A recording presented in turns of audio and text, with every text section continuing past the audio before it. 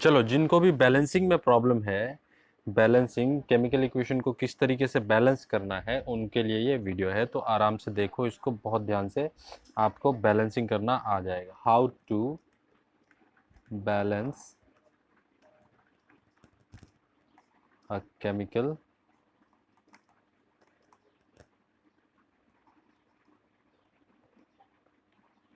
Equation.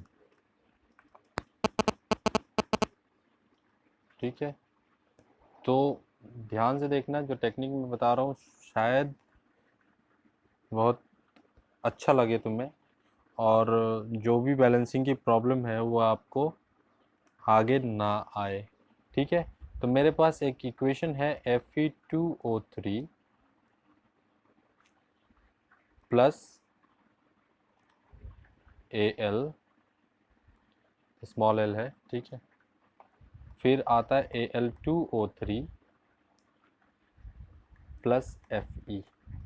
तो इसमें मेरे को क्या क्या चीज़ें ध्यान में रखनी है। ठीक है, तो सबसे पहले तो लेफ्ट हैंड साइड। अब लेफ्ट हैंड साइड में सबसे पहले एलिमेंट से स्टार्ट करो। तो यहाँ पे देखो आयरन। ठीक है, आयरन का कितने एटम्स हैं? तो 2 हैं। और टोटल रिएक्टेंट में भी पहला कंपाउंड में तो 2 है ही। ठीक है, पूरे रिएक्टेंट में भी 2 ही हैं, तो मैंने 2 ही लिखा है। ठीक है, ऑक्सीजन नेक्स्ट एलिमेंट है। ऑक्सीजन कितना आ रहा है? 3। ठीक है, और इस कंपाउंड में भी 3 है और पूरे रिएक्टेंट में भी 3 है। एल्युमिनियम कितना है? एल्युमिनियम दूसरे कंपाउंड में है। दूसरा कंपाउंड मतलब दूसरा रिएक्टेंट में है। देखो, पहला रिएक्टेंट Fe2O3, दूसरा रिएक्टेंट एल्युमिनियम। एल्युमिनियम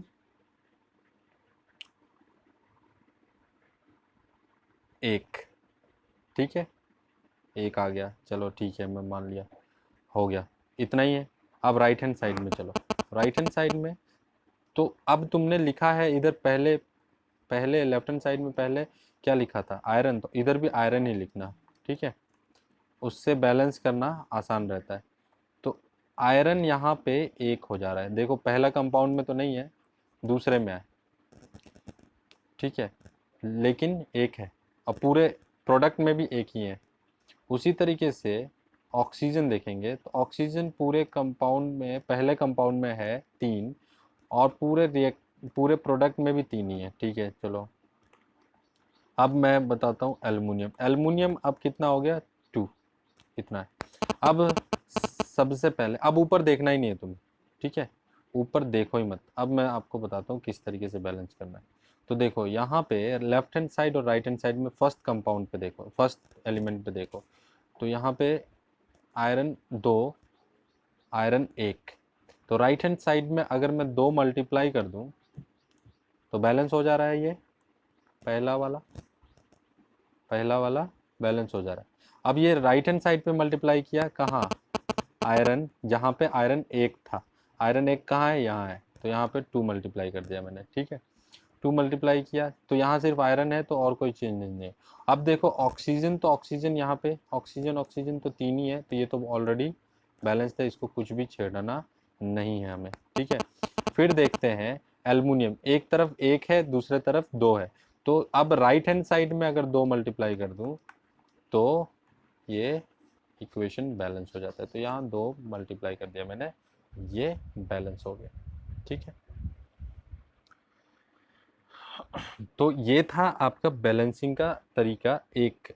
अब दूसरा एक दो और हम देख लेंगे, तो हमें पता चल जाएगा कितनी आसानी से ये सब चीज़ हो जाता है बैलेंस। ठीक है, दूसरा मैं देखता हूँ।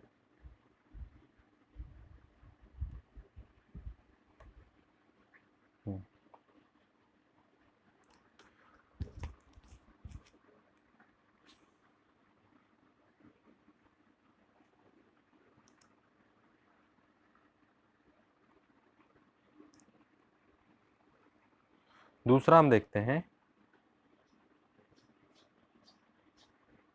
BaCl2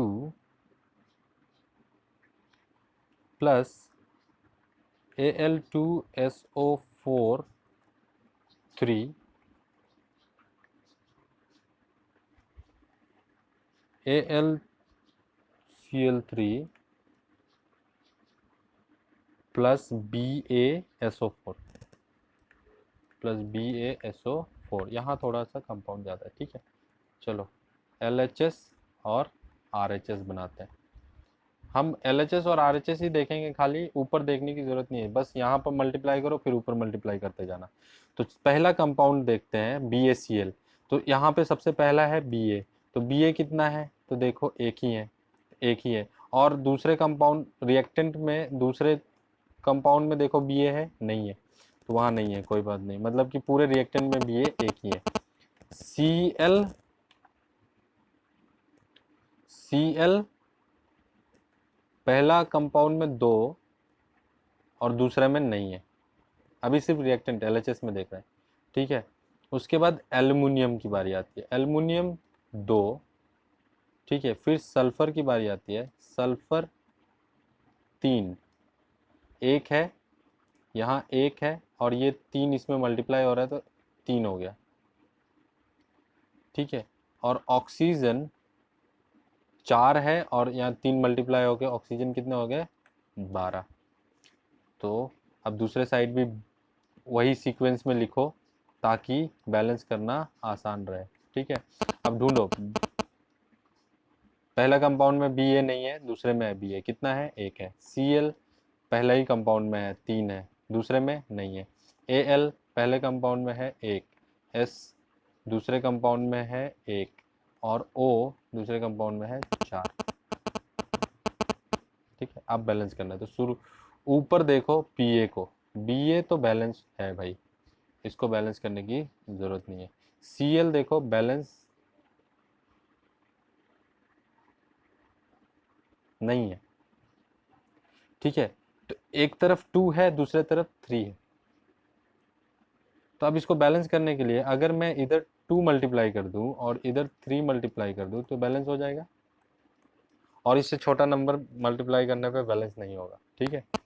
तो लेफ्ट हैंड साइड में मेरे को कितना मल्टीप्लाई करना पड़ा है, 3, 3। तो मैं Cl में जाके 3 मल्टीप्लाई कर देता हूँ, ठीक है। चलो, और दूसरे तरफ भी Cl में जाके, मतलब जहाँ पे Cl है वहाँ 2 मल्टीप्लाई कर देता हूँ। तो अब यहाँ पे देख लो लेफ्ट हैंड साइड में क्या हो रहा है। अब जैसे BaCl2 में मैंने 3 मल्टीप्लाई किया तो Ba में भी 3 मल्टीप्लाई हो गया, तो इधर Ba में भी 3 मल्टीप्लाई हो गया, ठीक है। Ba में भी 3 मल्टीप्लाई हो गया, अब ये हो गया अनबैलेंस्ड। अच्छा, चलो दूसरे तरफ, जब जैसे ही मैंने AlCl3 में मल्टीप्लाई किया था 2, वैसे ही एल्युमिनियम में भी 2 मल्टीप्लाई हो गया, एल्युमिनियम में भी 2 मल्टीप्लाई हो गया। तो चलो यहाँ तो इसके कारण जैसे ही Cl के लिए हमने बैलेंस करने की कोशिश करी थी, ठीक है, Cl तो बैलेंस हो गया, और कोशिश करते ही एल्युमिनियम भी ऑटोमेटिक खुद से ही बैलेंस हो गया।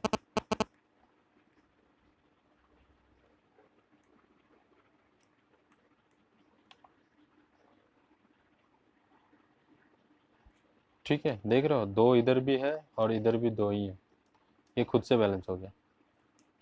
अब पहला वाला फिर से बिगड़ गया भाई, तो वापस से पहले वाले में जाते हैं।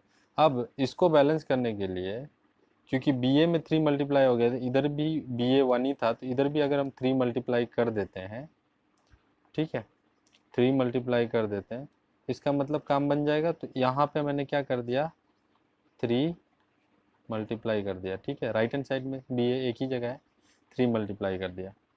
अब ये 3 मल्टीप्लाई होते ही देखो, Ba में 3 मल्टीप्लाई होते ही सल्फर और ऑक्सीजन का भी एटम चेंज होगा, तो सल्फर में भी 3 मल्टीप्लाई हो चुका है, ठीक है। और ऑक्सीजन में भी राइट हैंड साइड में 3 मल्टीप्लाई हो गया, तो Ba तो बैलेंस हो गया भाई, अब Ba तक देखने की जरूरत नहीं है। अब सल्फर में देखो, तो जैसे ही Ba में 3 मल्टीप्लाई किया था, सल्फर भी ऑटोमेटिक खुद से बैलेंस हो गया, ठीक है, और ऑक्सीजन भी खुद से बैलेंस हो गया। देखो 4 इंटू 3 12 और इधर भी 12 था। तो ये बैलेंसिंग का तरीका है। अगला क्वेश्चन देखते हैं और क्लियर होते जाएगा। ठीक है, चलो।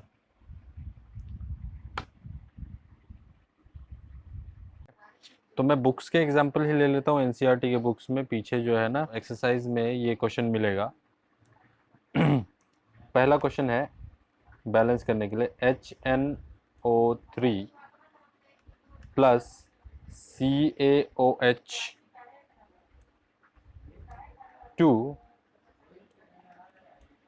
CaNO3 स्क्वायर, ये 2 आएगा, फिर आ रहा है H2O। ठीक है, तो अब इसको बैलेंस करना है हमको। तो हमको क्या क्या ध्यान में रखना है? हमको रखना है लेफ्ट हैंड साइड ध्यान में। ठीक है, और एक साइड और लिख लेता हूँ मैं, राइट हैंड साइड। ये क्या है? तो सबसे पहले तो ये लेफ्ट हैंड साइड वाला रिएक्टेंट हो गया और ये हो गया प्रोडक्ट। तो हमें number of atoms in reactants और number of atoms in product देखना है। ठीक है, वो हमेशा इक्वल होना चाहिए। अगर इक्वल नहीं है तो अनबैलेंस्ड है। तो हम पहले मैच करके देखेंगे है कि नहीं। तो सबसे पहले हाइड्रोजन से शुरू करता हूँ। हाइड्रोजन में तो पहले यहाँ पे देखो HNO3 में हाइड्रोजन 1 है। ठीक है, और CaOH2 इसमें हाइड्रोजन 2 है, क्योंकि OH में ब्रैकेट लगा के 2 लगाया गया है, इसका मतलब कि हाइड्रोजन 2 है। तो मैं इसको ना टोटल 3 नहीं लिख के ऐसे लिख लेता हूँ 1 + 2। ठीक है, बैलेंस करना आसान हो जाता है थोड़ा। लेकिन टोटल कितना है ये भी ध्यान रखना, टोटल 3 है। ठीक है, उसके बाद फिर नाइट्रोजन को देखते हैं। नाइट्रोजन कितना है? नाइट्रोजन है 1। ठीक है, लेफ्ट हैंड साइड में तो 1 ही है। ऑक्सीजन को देखो, ऑक्सीजन कितने हैं? 3 और +2 कर लो, क्योंकि 2 इधर भी है OH में।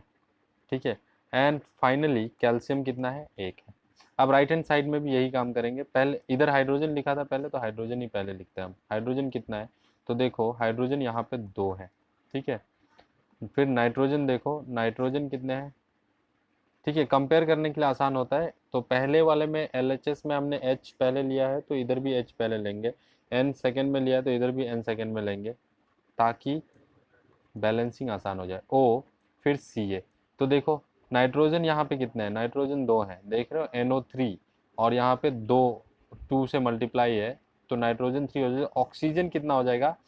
ऑक्सीजन NO3 में 6 है, प्लस एक H2O में भी है यहाँ पे। ठीक है, H2O में भी है, तो 1 हो गया। उसके बाद कैल्शियम देखो, कैल्शियम कितना है? तो कैल्शियम यहाँ भी 1 ही है। तो अब हमें क्या क्या बैलेंस है क्या यहाँ? तो लेफ्ट हैंड साइड और राइट हैंड साइड को मैच करके देखते हैं। तो हाइड्रोजन लेफ्ट हैंड साइड में 3 है और राइट हैंड साइड में 2 है, तो ये तो पहले ही अनमैच हो गया। उसके बाद नाइट्रोजन भी अलग अलग है, ऑक्सीजन भी अलग अलग है। ठीक है, तो मैं क्या करता हूँ अब मैं क्या करूँ कि हाइड्रोजन 3 और यहाँ पे 2 है। तो अगर अब मैं इसको बैलेंस करना शुरू करता हूँ। देखो 1, जहाँ पे 1 होता है ना, जैसे कि 1 + 2 है, तो 1 में कुछ अगर मैं मल्टीप्लाई करूँ, ठीक है, तो इधर का हाइड्रोजन में भी उतना ही मल्टीप्लाई करूँ, तो मेरे ख्याल से आ जाएगा। इधर मैं 2 मल्टीप्लाई करके देखता हूँ। ठीक है, इस हाइड्रोजन में 2 मल्टीप्लाई करता हूँ, तो इधर भी अगर 2 मल्टीप्लाई कर दूँ तो क्या हो जाएगा? 4 हो जाएगा। तो ऊपर आओ, आप ऊपर आओ, बैलेंस हो रहा है ये। तो ये इस हाइड्रोजन में मैंने 2 मल्टीप्लाई किया, तो देखो हाइड्रोजन 2 हो गए, और यहाँ हाइड्रोजन, इधर हाइड्रोजन 2 है, और CaOH में भी 2 है हाइड्रोजन, और यहाँ पे आपका राइट हैंड साइड में 2 ही है। तो अब मैं क्या करूँगा कि लेफ्ट हैंड साइड में टोटल कितने हो गए? 4 हो गए हैं। टोटल कितने हो गए? 4 हो गए। और इधर अगर 2 मल्टीप्लाई कर देता हूँ तो इधर भी 4 हो जाएंगे। ठीक है, 4 हो गया। चलो, तो हाइड्रोजन तो हो गया, लेकिन पहला केस में देखो, हाइड्रोजन को जैसे ही हमने 2 से मल्टीप्लाई किया, तो N भी चेंज होगा और O भी चेंज होगा। तो यहाँ N में भी 2 से मल्टीप्लाई हो चुका है, और O3 में भी 2 से मल्टीप्लाई हो गया। ठीक है, अब देखो इतना चीज़ चेंज हो चुका है यहाँ पे। अब हमें क्या करना है? तो चलो, इधर N में 2 मल्टीप्लाई हुआ है, तो टोटल यहाँ पे 2 है, और यहाँ पे भी 2 ही है। ठीक है, तो यहाँ तो बैलेंस ही है, कोई चेंज हुआ नहीं। ठीक है, n में अगर हम 2 मल्टीप्लाई करते हैं तो n तो बैलेंस ही रह गया, चलो ऑटोमेटिक बैलेंस हो गया। अब ऑक्सीजन में देखते हैं, ऑक्सीजन में 3 और 2 प्लस 2, क्योंकि यहाँ 2 ऑक्सीजन के साथ भी मल्टीप्लाई हुआ है तो टोटल 6 ऑक्सीजन हो गए, और प्लस इधर OH में भी 2 ऑक्सीजन है, तो टोटल मिला के 6 प्लस 2 8 ऑक्सीजन हो चुके हैं। तो अगर मैं राइट हैंड साइड वाला में 6 तो है ही, और इधर 1 में अगर 2 मल्टीप्लाई कर दो, ठीक है,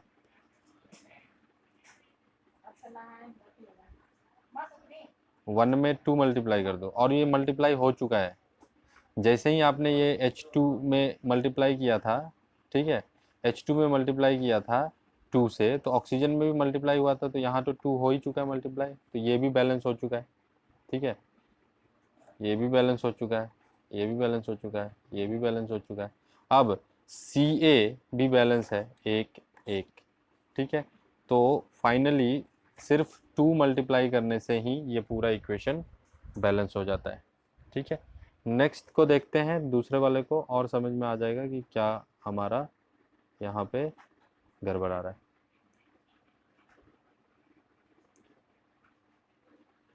ठीक है, तो पहला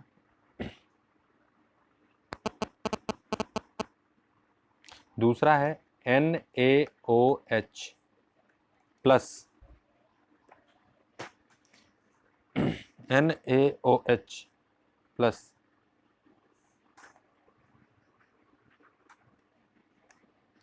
H2SO4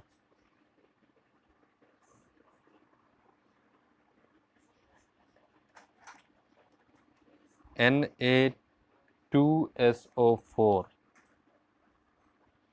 प्लस H2O। इसमें देखो लेफ्ट हैंड साइड में जल्दी से हम लिस्ट बना लेते हैं। सोडियम 1 है, दोनों ही रिएक्टेंट में देखेंगे सोडियम 1 है। ठीक है, उसके बाद ऑक्सीजन देखो, ऑक्सीजन NaOH में 1 है और H2SO4 में 4 है। उसी तरीके से हाइड्रोजन देखेंगे तो हाइड्रोजन NaOH में 1 है और इधर 2 है। ठीक है, सल्फर देखेंगे तो सल्फर 1 है, दोनों NaOH में तो है ही नहीं सल्फर। अच्छा, राइट हैंड साइड में भी इसी तरीके से कहते हैं Na, पहले Na को देख रहे हैं तो 2 है यहाँ पे। ठीक है, ऑक्सीजन देखो, ऑक्सीजन 4 प्लस 1 है।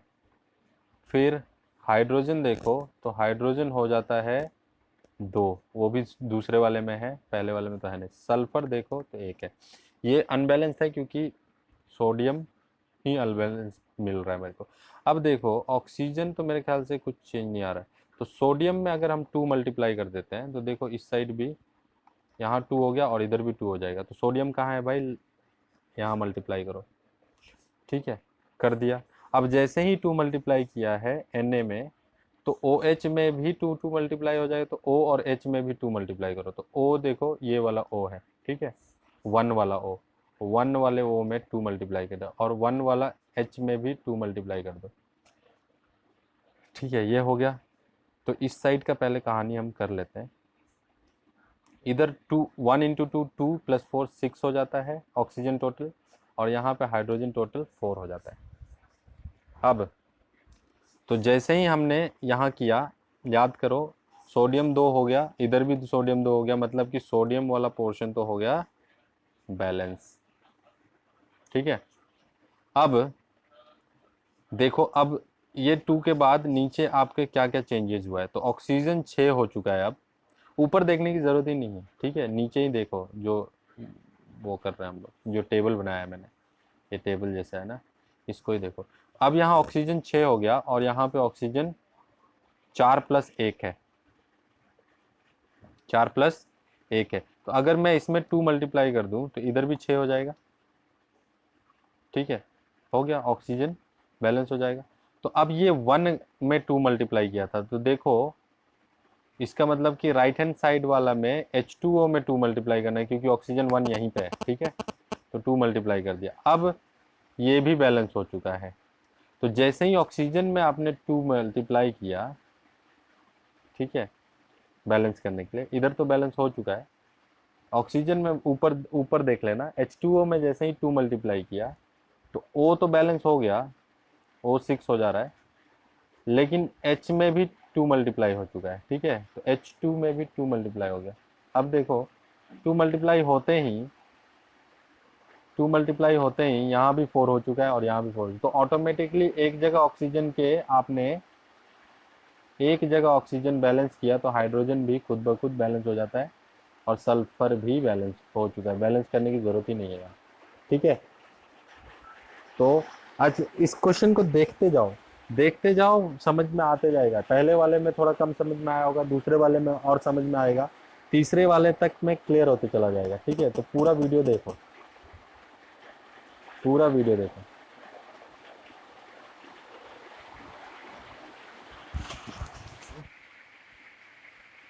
Plus H2SO4